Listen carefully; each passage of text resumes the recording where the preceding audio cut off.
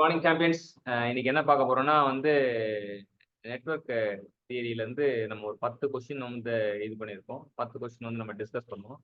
நீங்க கேள்வியை பார்த்த உடனே வந்து அதுக்கு ஆன்சர் நீங்க சூஸ் பண்ணி வச்சுக்கோங்க. அப்போ ஆன்சரை டிஸ்கஸ் பண்ணும்போது கரெக்டாக இருக்கான்னு பார்த்துங்க. ஸோ கேள்வி படிங்க, ஆன்சர் போட்டுருங்க. ஆன்சர் போட்டுட்டு வெயிட் பண்ணுங்க. நம்ம டிஸ்கஷன் பண்ணும்போது ஆட்டோமேட்டிக்காக உங்களுக்கு தெரிய வரும். ஸோ ஃபர்ஸ்ட் கொஸ்டின் என்ன கேட்டிருக்காங்க? So which of the following law states that in any electrical circuit, the algebraic sum of current meeting at a point is zero? Option A, Ohm's law. B, Kirchhoff's voltage law or KVL. C, Faraday's law. D, வந்து Kirchhoff's current law. இல்லைன்னா KCL. So வந்து நம்ம பார்த்தீங்கன்னா which of the following law state that in any electric network the algebraic sum of the current meeting at a point is zero சொல்றாங்க. இது Ohm's லாவா, Kirchhoff voltage லாவா, Faraday லாவா, Kirchhoff current லாவா அப்படின்றது இருக்காங்க. நெட்வொர்க்ன்றப்ப வந்து நமக்கு அந்த ரெண்டு Kirchhoff voltage law, Kirchhoff current law ஃபேமஸான லா. ஸோ இது வந்து algebraic sum of the current meeting at a பாயிண்ட்னா என்ன ஆன்சர் நீங்க எழுதிக்கங்க. எழுதிக்கிட்ட பிறகு நம்ம டிஸ்கஷன் பண்ணுவோம். ஸோ இதுக்கான ஆன்சர் வந்து கிர்ச்சாஃப் கரண்ட் லா அப்படின்றது தான் வந்து ஆன்சர். ஸோ கிர்ச்சாஃப் கரண்ட் லானா D is the right option. So இங்க எனக்கு கிர்ச்சாஃப் கரண்ட் லா பத்தி என்ன சொல்றாங்க? ஸோ Kirchhoff's current law வந்து கன்சர்வேஷன் ஆஃப் சார்ஜ்னு நம்ம சொல்லலாம். அது Kirchhoff's current law என்ன ஸ்டேட் பண்றாங்கன்னா, sum of the currents at any node or இல்லாட்டி ஒரு பாயிண்ட்ல நம்மளுக்கு கிடைக்கிற சம் ஆஃப் கரண்ட் வந்து ஜீரோவா இருக்குன்னு சொல்றாங்க. ஸோ கேசிஎல் அப்படின்றாங்க. கிர்ச்சாஃப் கரண்ட் லான்றது கேசிஎல்ன்றாங்க. இது law of conservation of charge அப்படின்றாங்க. இது என்ன சொல்லுதுன்னா algebraic sum of the current at any node on circuit இல்லை நெட்வொர்க் வந்து ஈக்குவல் டு ஜீரோன்னு சொல்லுது. ஸோ நெட்வொர்க் தான் இங்கே படத்தில் நீங்கள் பார்க்குறீங்க.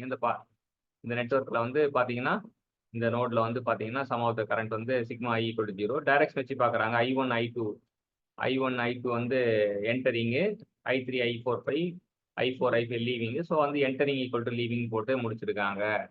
ஸோ இதான் வந்து இந்த கொஸ்டினுக்கான ஆன்சர். ஸோ செகண்ட் கொஸ்டின் பார்ப்போம்.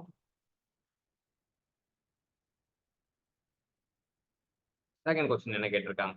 The SI unit of conductivity. So conductivityயோட SI unit என்னன்னு கேட்டிருக்காங்க. Option A ohm metre, option B ohm per metre, option C mho metre, option D mho per metre. So உங்களுக்கு என்ன option வருமோ அதை எழுதிக்கங்க. நம்ம answer discuss பண்ணும்போது அது கரெக்டாக தப்பான்னு நீங்கள் செக் பண்ணிக்கலாம். இப்போ நம்ம இதுக்கு போவோம், ஆன்சருக்கு போவோம். என்ன ஆப்ஷன் ஆன்சர் வந்து ஆப்ஷன் டி. ஆப்ஷன் டி வந்து மோ பர் மீட்டர் தான் வந்து ஆன்சர். அடுத்தது பார்த்தீங்கன்னா வந்து எப்படி வரும் அப்படின்னு பார்த்தீங்கன்னா எஸ்ஐ யூனிட் ஆஃப் கண்டக்டிவிட்டி வந்து மோ பர் மீட்டர். ஏன்னா R equal to L by sigma ஏன்னு சொல்கிறாங்க. இது எல் பை ஆர்ஏ அப்படி sigma equal to L by RA அப்படின்னு சொன்னால் metre by ohm per metre square போட்டால் மீட்டர் கேன்சல் ஆகிடும். அப்போ ஓம் மீட்டர் இன்வர்ஸ் அப்படி சொல்லலாம், இல்லாட்டி மோ பர் மீட்டர் அப்படின்னு கூட சொல்லலாம். ஓம் இன்வர்ஸ் வந்து மோ அப்படி சொல்லுவாங்க, அதனால மோ பர் மீட்டர் அப்படின்றாங்க. அடுத்த கேள்வி. So for ideal current source, the internal resistance. So ideal current source அதோட ரெசிஸ்டன்ஸ் எவ்வளவு இருக்குன்னு கேட்கிறாங்க. ஸோ இதுல ஆப்ஷன்ஸ் வந்து infinite and connected in parallel. So பேரலா கனெக்ட் ஆயிருக்கும்போது இன்ஃபைனைட்டா இருக்குன்னு சொல்றாங்க. பேரலா கனெக்ட் ஆயிருக்கும்போது ஜீரோவா இருக்குன்னு ஆப்ஷன் பில சொல்றாங்க. ஆப்ஷன் சில இன்ஃபைனைட் அண்ட் கனெக்டட் இன் சீரீஸ்ன்றாங்க. ஆப்ஷன் டில கனெக்டட் இன் சீரீஸ் அந்த வேல்யூ ஜீரோ அப்படின்னு சொல்றாங்க. ஸோ இதுக்கான ஆன்சரை வந்து நீங்க எழுதி வச்சுக்கோங்க. உங்களோட ஆன்சர் என்ன? என்னோட வந்து ஃபார் கரண்ட் சோர்ஸ் ஆப்ஷன் ஏவா பியா சியா டியா எதை வேணா சூஸ் பண்ணிக்கலாம், ஒன்றும் பிரச்சனை இல்லை. டிஸ்கஷன் இன்ஃபைனைட்டா இருக்கும், connected in parallel. Option A சொல்றீங்க. ஸோ நம்ம இதுக்கான எக்ஸ்பிளேஷன் பார்ப்போம். Option A is the right answer. For ideal current source internal resistance is infinite அப்படின்றாங்க. அது எப்போனா connected in parallel such that ideal current source provide constant current irrespective of load அப்படின்றாங்க. constant current irrespective of the load அப்படின்றத தெரிஞ்சுக்கலாம். அடுத்த question. Which of the following conductors have the lowest resistivity? lowest resistivity எதுன்னு சொல்லிட்டு கேட்டிருக்காங்க. என்னென்ன ஆப்ஷன்லாம் கொடுத்துருக்காங்க? Aluminium, copper, gold, silver. உங்களுக்கான ஆன்சர் என்ன எழுதி வச்சுக்கோங்க. உங்க ஆன்சர் என்ன? Option D silver. Option D silver தான் இங்க ரோஹித் சொல்லியிருக்காரு. நம்ம பாத்தீங்கன்னா டிசெண்டிங் ஆர்டர் ஆஃப் கண்டக்டிவிட்டி வந்து பாத்தீங்கன்னா சில்வர் வந்து அதிகமா இருக்கு, அலுமினியம் வந்து கம்மியா இருக்கு. சில்வர், காப்பர், கோல்டு இது இருக்கு. இது பாத்தீங்கன்னா கண்டக்டிவிட்டி வந்து இன்வெர்ஸ்லி ப்ரொபோர்ஷனல் டு ரெசிஸ்டிவிட்டி. ரெசிஸ்டிவிட்டினா அப்படியே உல்டாவா வந்து வரும். அசெண்டிங் ஆர்டர் ஆஃப் ரெசிஸ்டிவிட்டியில வந்து சில்வர் தான் வந்து கம்மியா இருக்கான் அப்படின்ட்டு தெரிஞ்சுக்கலாம். சில்வர் கம்மி, காப்பரு, அப்புறம் வந்து ஏயு, அப்புறம் ஏஎல். அடுத்த கொஸ்டின் பார்ப்போம். எனர்ஜி யூசிங் 1.5 கிலோவாட் ஹீட்டர் இன் 5 மினிட்ஸ். ஆப்ஷன் என்னென்ன கொடுத்துருக்காங்க? ஆப்ஷன் வந்து 450,000 joules, 450 joules, 7,500 joules and 4.5 joules. 5 minutes கொடுத்துருக்காங்க. கிலோவாட் வந்து கிலோ ஜூல் பர் செகண்ட்னால 5 மினிட்ஸ் வந்து 560 சார் 300 பெருக்குன்னா வந்து 300 into 1.5 1500 நம்ம பெருக்கணும் அப்படின்னா 300 into 1500 பெருக்குன்னா நமக்கு என்ன ஆப்ஷன் வரும்? Option A option 450,000. So option A தான் வரும் அப்படின்றத தெரிஞ்சுக்கலாம். அடுத்த question. Ohm's law is applicable. So Ohm's law வந்து எந்தெந்த மெட்டீரியல்ஸ் அப்ளிகபிளா இருக்குன்னு கேட்டிருக்காங்க. Option A semiconductors, option B metallic conductors, option C insulators, option D electrolytes. Ohm அப்படின்னாலே வந்து யாரு உங்களுக்கு ஞாபகத்துக்கு வருவாங்க? எந்த இது வந்து ஞாபகம் வரும்? What is the right answer?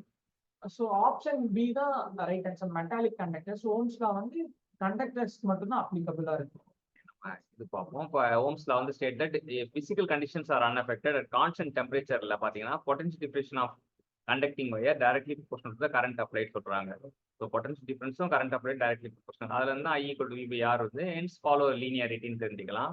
இது வந்து கண்டக்டருக்கு மட்டும்தான் வந்து சரிப்பட்டு வரும். இன்சுலேட்டருக்கு செல்லாது, செமிகண்டக்டருக்கு செல்லாது, எலக்ட்ரோலைட்டுக்கும் செல்லாது அப்படின்றது தெரிஞ்சுக்கலாம். ஸோ கண்டக்டர் மட்டும் தான் வந்து 3மே செல்லாது. நம்ம நாட்டாம் படத்துல வரா மாதிரி பொண்ணுக்கு நீ என்ன முறை வேணும் அப்படின்ற மாதிரி செமிகண்டக்டருக்கு ஓம்ஸ்ல செட் ஆகுமா? செட் ஆகாது. இன்சுலேட்டருக்கு செட் ஆகாது, எலக்ட்ரோலைட்டுக்கு செட் ஆகாது.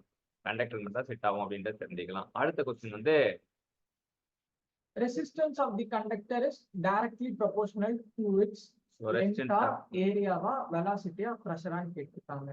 ஃபார்முலா படி பாத்தீங்கன்னா பார்த்தா R is equal to L/6 conductivity of length. So option A length-க்கு directly proportional சொல்லிட்டு ரோகித்தோட option. R = L/sigma A. So சிக்மான conductivity of conductor, A cross section area, L தான் வந்து டைரக்ட்லி ப்ரொபோர்ஷனல். எல்லுக்கு இது ஏரியாவுக்கு இன்வெர்ஸ்லி ப்ரொபோர்ஷனல்.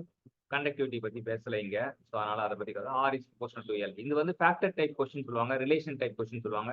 காம்படிட்டிவ் எக்ஸாம்ல relation type question வந்து ஃபேமஸான questions. A two-coil heater gives its maximum heat output when the coils are in. So எப்போ வந்து நம்மளுக்கு மேக்ஸிமம் ஹீட் அவுட்புட் கிடைக்கும்னு கேட்டிருக்காங்க.